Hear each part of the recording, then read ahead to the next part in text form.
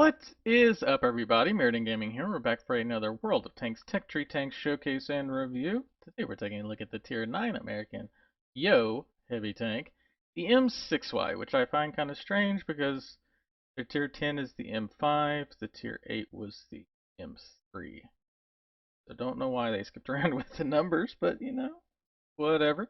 Anyway, we're getting into some of the weirder looking tanks in the game. As you can see here, you have this weird pivoting motion here that's kind of similar to some of the French tanks and then the auto-loading American heavies. But you have this really weird kind of cone shape here, which allows it to have a very robust front. I mean, look at this thing. 300, 400, 300, even in these cheeks around 300. So it definitely gives you a very good frontal armor cross section. And then we got more of the classic kind of boat shape here for the hull, but it does have this weird little raised portion here where the driver sits, which messes with your gun depression just a little bit. You still have 10, but because of that cone, I guess it does give you the ability to shoot quite a ways down.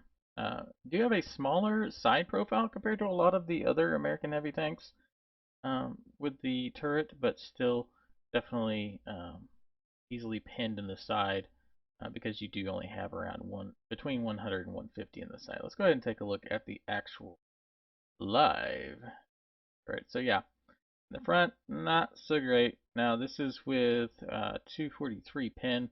But yeah, your frontal turret or frontal hull armor, unless you are, because it's such a almost a flat angle. I mean, it's not vertical, but it's pretty close. So unless you're using your gun depression, yeah, very weak in the front of the hull. But yeah, that turret, yeah, really good. But as you can see here, with your using your gun depression, you have these very large cupolas on top. You have a dual cupola, probably for the gunner and the commander. I'm not sure which side is which. And you got these little spots here too. So yeah, this one's going to be interesting to play once I get to it because that is some major weak points. And then yeah, coming straight on, yeah, look at this. I mean, seriously, just weak point, weak point, weak point, weak point everywhere. And then inside, yeah, you don't have the greatest side armor, but still, I do think if you do manage to get yourself tipped up just a hair, um, what I see a lot of players doing is they'll shoot you and then they'll raise their gun up. Um, it's hard for me to control this a bit, or at least go flat out, as you can see there, to kind of minimize your two spots here. You definitely cannot sit out in front of enemies in this tank. Let's go ahead and get over to the comparison. So we're comparing to similar tanks like the M103, which is the other American Tier 9 Heavy, the T10 for those people going towards the Object 277. Now, I play on the North American server. These are the ones I see the most. I do see the 257 every once in a while as well for people going for the IS-7. The Conqueror for people going towards Super Conqueror, and the E75 for the people going towards that E100. I don't really see many of the other heavy tanks at tier 9. This tends to be the ones that I see. They're not premium. There's a lot of, you end up facing a lot of tier 8s, honestly, when you play at tier 9. Anyway, yeah, let's get to the stats. So, yeah, kind of in the middle. It's not great. It's not bad. You do hit that 400 damage, which tends to be, for heavy tanks of the American persuasion, it tends to be the max. You are a little bit lower on penetration than everyone else, but if you take a look at your heat rounds, 300 millimeters of pen at tier 9 is pretty good. It's not the best. You're gonna have problems with a lot of those tier 10s that have the heavier, more heavily armored turrets, but against anything else, tier 8 and below, you're not gonna have any problems with that at all. When we get down to rate of fire, reload time, it's right in the middle. It's not great. It's not bad. But definitely want to work on that if you want to trade with stuff, especially with those weak points on you. You basically have to make all your shots count. So you want to be reloaded so you can take those quick snap shots whenever they present themselves. Shell velocity in the middle. This American tank, that's pretty much how it goes. We're in the middle. Alright, then we get down to aim time. This is a little bit too slow for me. I prefer getting closer to the 2.0. So you can kind of aim in, but this is more of a medium. I'd say medium brawling, but with your weak points, you really don't want to be brawling either. You really want to be a little bit behind your frontline heavies. Use them as cover, especially with the hull armor that you have. Then we get down to gun depression, top in class other than the Conqueror. That's definitely what you have to make use of. Speed, 40, not quite as fast as the T10. I want to say the 257 is also pretty fast, but you're kind of right in the middle of everything because that's how this tank rolls. That's right. Joke. And then as far as weight goes, yeah, you are definitely going to be one of the lighter tanks because of the shape of your turret, which allows you to have pretty decent reverse. It's not as good as some of these other ones that have the higher power engines to make up for it, because like the Conqueror, the 950, and the T10 with the 792, and close in weight, allow them to get up those things about the same speed you would overall. They tend to carry their speed better, basically. Alright, then we get down to armor. Yeah, that turret armor, 330. Best in class, for sure. And then along with the shape of that turret allows you to absorb a lot of shells as long as they're not hitting your cupolas. Full armor, on the weaker side. The T10 is kind of misleading just because of shape of it. It can bounce quite a few shells, but the T10 honestly is more of a medium tank than a heavy tank as far as the way you would end up playing it. So actually the M4 or M6Y is going to be pretty close to that as well. You kind of try to play it as a more heavily armored medium as far as the turret goes, but you definitely don't want to play it right in the front on the front line. And then we get down to our view range 390, which to me is very weird because you have that giant cupola on top. You should have an awesome view range because the commander should be able to see everything on the battlefield. But yeah, apparently not. Also, you're kind of low on hit points compared to some of the other tanks. So those cupola hits are going to really eat you up pretty quickly. I really haven't faced this tank all that much, so it's kind of hard for me to say whether or not those really are easy or not to hit. Anyway, let's go ahead and get to that gameplay. So we are going to be watching Janik Franik from the Raz. I'm not sure how you do a SZ sound, but yeah, from that clan, and they are on. I remember the name, Lakeville. Yeah, that's right, Lakeville. Haven't watched it, so we'll see how this turns out. I do have to say I like this camo. That's an interesting camo I've not seen before.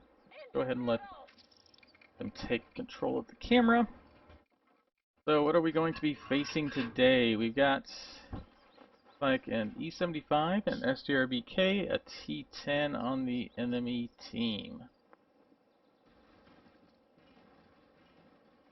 With him, he's got an E75, a Maushan. That's the other tank that I see fairly often. I should put that in the comparison too.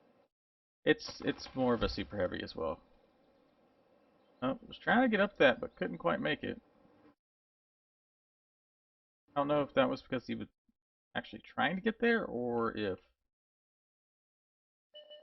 I see the Ultra 430, that's the one that I ended up going with. My first tier 9. Kind of a good all-around tank. Not great, not bad. Alright, so let's see if they end up playing this. So zooming in, going to try to hit that 430. And the hull. That's the problem with the 430s. They do have kind of a weak hull compared to tanks of the similar size.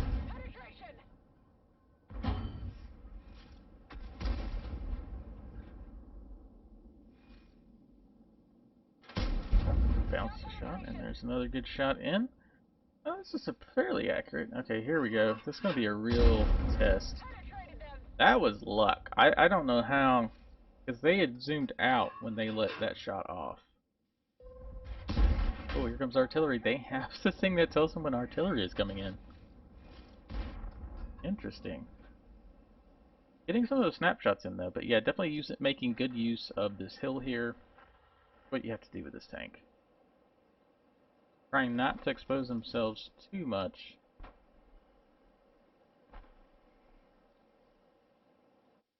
I'll pop up here. Can they spot anything? Oh, spotting. Already down the tank. 1300 damage. First 2 minutes, not too bad. Nearly at 400 alpha.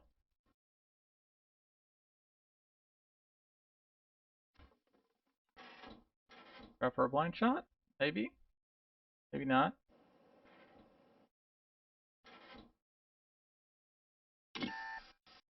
Oh, you're spotted. There we go, now you can see something. It took cover pretty quickly. Ramatal tried to hit, it sounded like the upper turret, so they're trying to hit the cupola.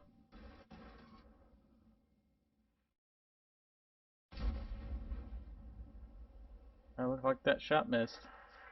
Yeah, they are very, yeah, see, that's what I was talking about. With them raising the gun just a little bit to try to make it to where the cupolas aren't visible. If I get over here and get this AT-15 probably. That one kind of has some very weak armor, especially against tier 9s. Right through the front.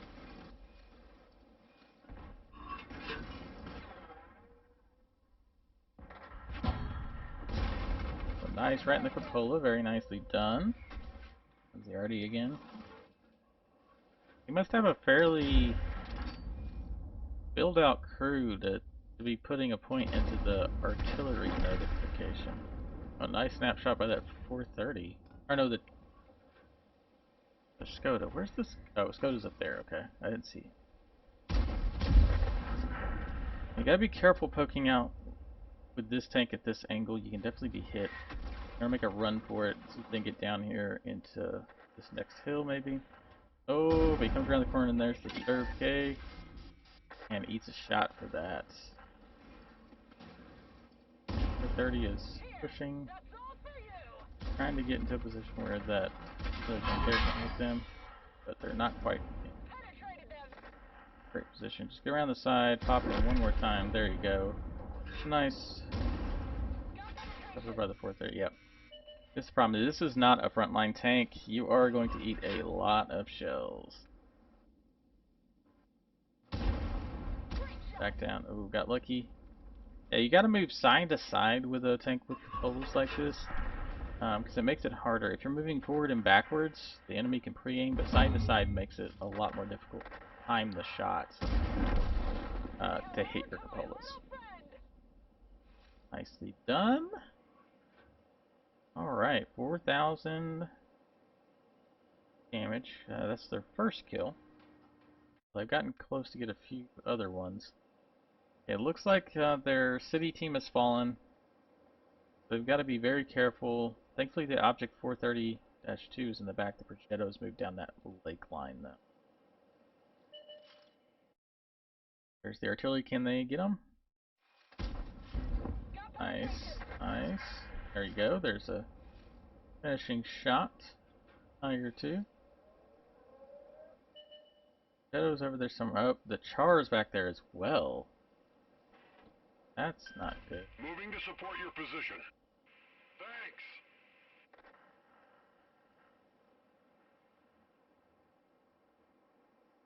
That'll be interesting.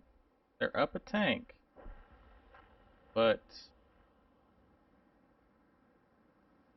best position. Okay, yeah. If they can catch this Char when it comes over the top. So now the problem is those heavies are coming, but this is good teamwork right here. You got the Malchin and the Tiger. There you go, nice low roll though.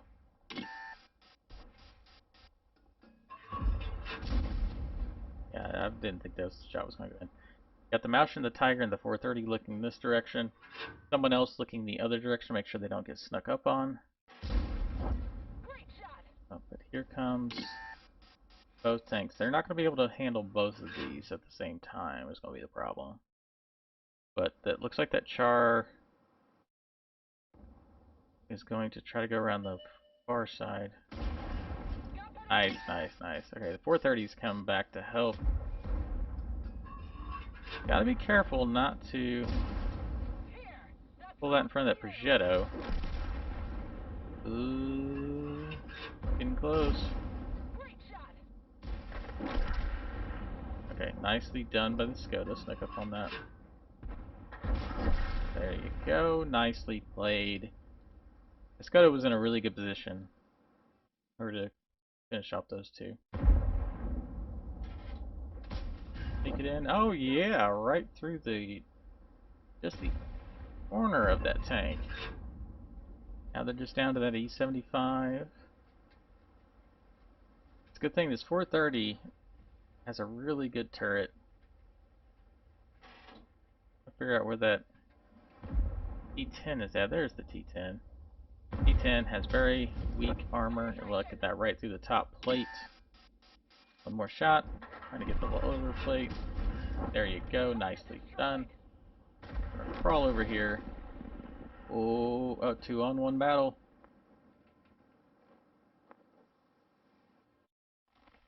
I would almost try to raise water. Oh, or just a well-placed shot in the lower plate because they came back up. If that E75 had not come back up, that game would have been over. Uh, or not over. It would have gone a little bit longer just because the lower plate is, or the upper plate's hard to get through at that angle. But anyway, 4 kills, 6,500 damage. Let's go ahead and get to the actual. Where's my thing? Oh, I gotta hit this in order to get to the stats of the game. Alright, get over here to the stats. So, Ace Tanker, Bruiser, Hand of God, surprise winning battle, receiving damage from at least 4 different tanks. So yeah, that's pretty lucky.